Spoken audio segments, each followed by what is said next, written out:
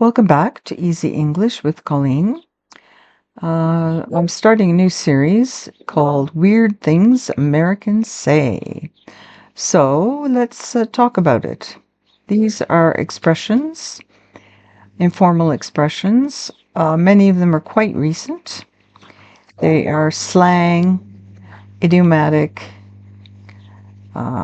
ways of talking. So you hear the expression, but it's not clear from the expression what it actually would mean, because it has a literal meaning that has nothing to do with the actual meaning. So let's take a look at some. Most of them are quite recent. Yeah, and they're often quite strange. So here's one that always made my husband laugh a lot. Every time he heard it, he thought it was such a ridiculous expression. It's to throw someone under the bus. So, I mean, why would you do that? It's just so stupid. So to throw someone under the bus, you're not literally throwing them under a bus, obviously. You're doing something else to them. So let's take a look at the examples, put that in some context, and maybe you can guess. First example, Elon Musk really threw Trump under the bus. So this was when they had their big break, and Elon started saying bad things about Trump. He threw him under the bus.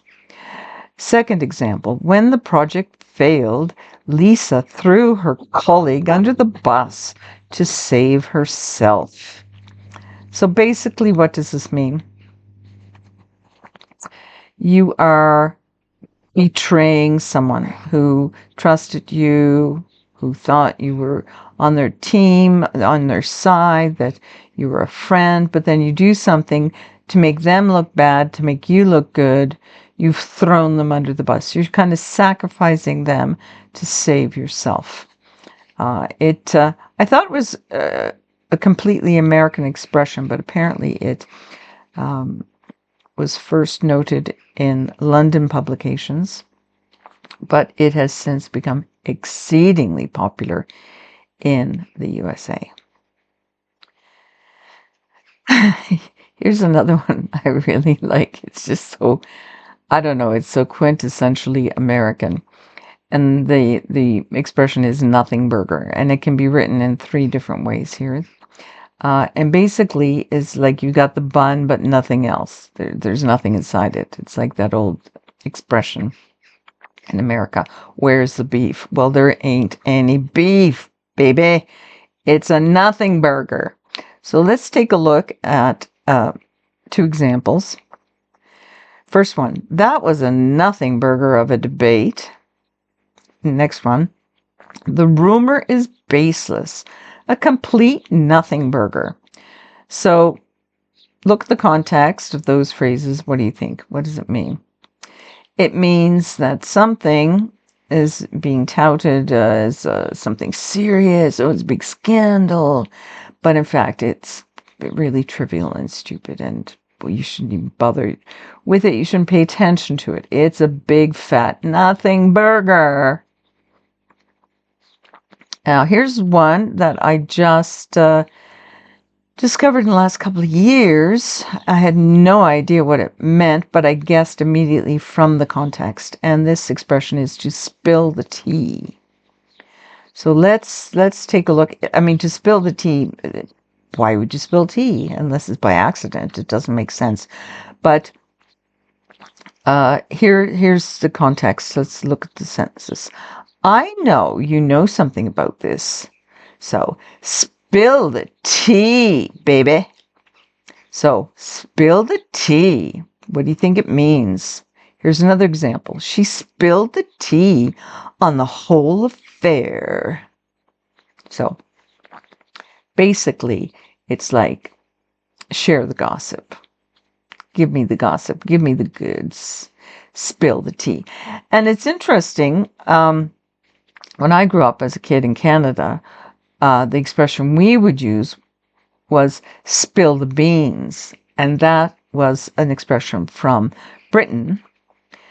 but it seems some people think that the American expression "spill the tea" was derived from the British expression "spill the beans." So that's kind of interesting. So, as a Canadian, of course, I understand British idioms because there was a lot of British culture in Canada when I was growing up. And, we watched British shows, British TV series, Coronation Street and all that stuff. And then I married an Irishman, so, he used a lot of British expressions. I had many friends from Wales, Scottish friends, etc. So, you pick up the slang maybe more than Americans do. But I will do something on British weird things Brits say um, soon. So, but for now, we're sticking to the Americans. So here's an expression. I didn't really do a lot of research on this, but hold your horses. This has been around for a long time. And, this guy is literally holding a couple of wooden horses here.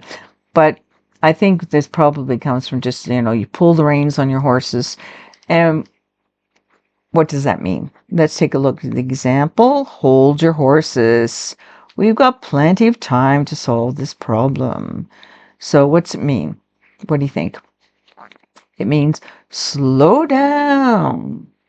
Quit rushing. You need to have some patience. Hold your horses. They're galloping off in all directions. Let's just work on this slowly in a sensible way. So I think that's an older expression there. This is a newer one, I think. Killing it. When in English we would say killing it.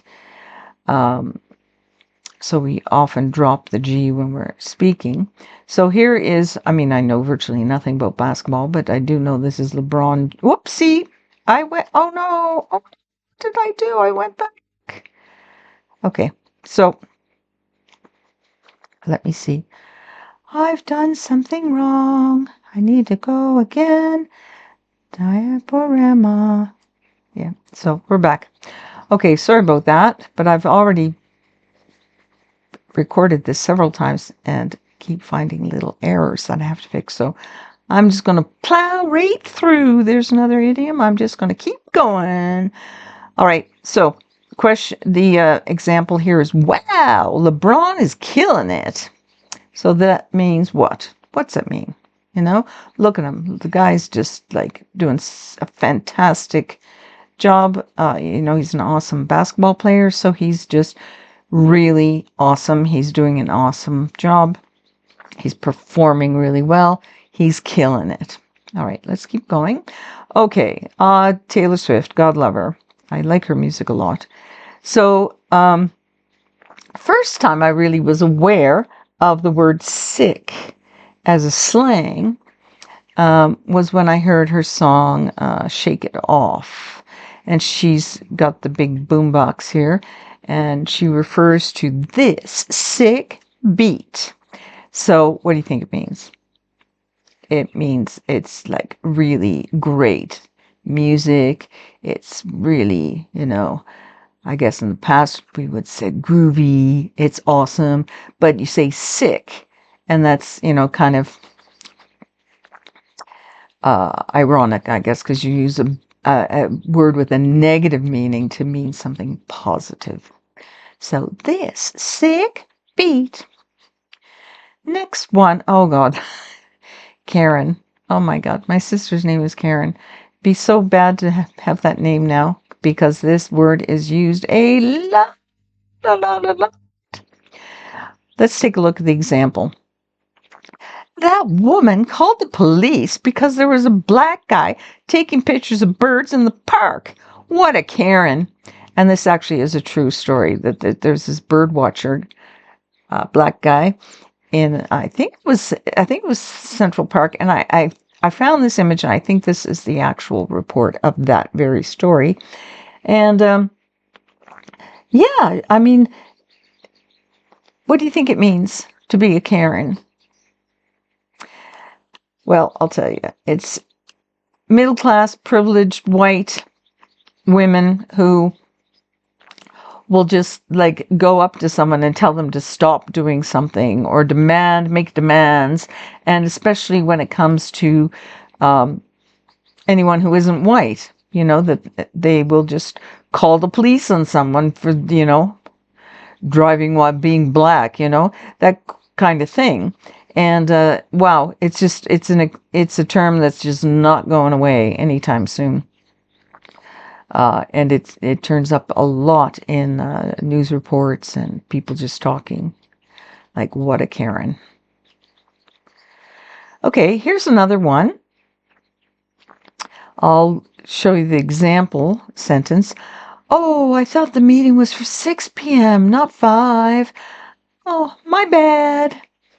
So what do you think that means? My bad. My bad. Okay, it means basically, sorry.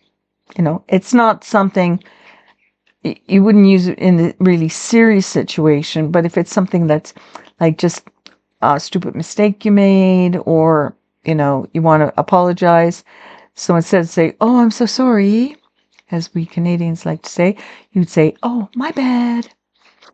All right, so that's one you still hear quite a bit. Oh, this one. Yeah, this one I didn't know until I started researching this video. And the expression is to touch grass. To touch grass. What could that mean? It kind of makes sense when you think about it. So my example here is, you've been playing video games all day, bro. Touch grass, dude. So what do you think that means when you tell someone, touch grass? It does literally mean go out and experience reality, buddy. Get out there and do something, and stop wasting your time with electronics, and wasting your time on social media and all that kind of crap. Get out there and live the real world, smell the roses, get outside, breathe the fresh air, blow out the cobwebs, that kind of thing. So, touch grass. I kind of like this expression. Oh, and the last one. Yeah. And the first time I heard this, it was um, in relation to the wonderful Simone Biles, who is just such an amazing gymnast. And it became really associated with her. And so she's got this necklace with this pendant of a goat. And so people say, wow, she's the goat. When I first heard this, I thought, why would they call her a goat? But if you look at the goat, it's all in caps. So it's an acronym. It stands for something. So take a look at that. Think about Simone Biles and oh, shoot, I've done it again. How did I? I'm really messing up today. All right, so let's try to finish this without completely there. So the first time I heard about this, people kept calling her the goat. And I thought, what a strange thing to call her. But it actually stands for something. GOAT. Can you think of a phrase that GOAT might stand for? I'll give you a hint. It starts with greatest. Greatest of all time. Greatest of all time. So she's the GOAT. And you do hear this a lot in America, especially in relation to athletes in sports. So, sorry I messed up there a couple of times with my clicking my little mouse pointer. But yeah, I'm going to do more of these because there's so many expressions now, especially with Gen Z and Alpha making up their own kind of slang. There's a lot of things now that I don't understand, and I'd have to research before explaining. So we'll look forward to more, and then we'll do something on the weird things that Brits say as well. So see you soon.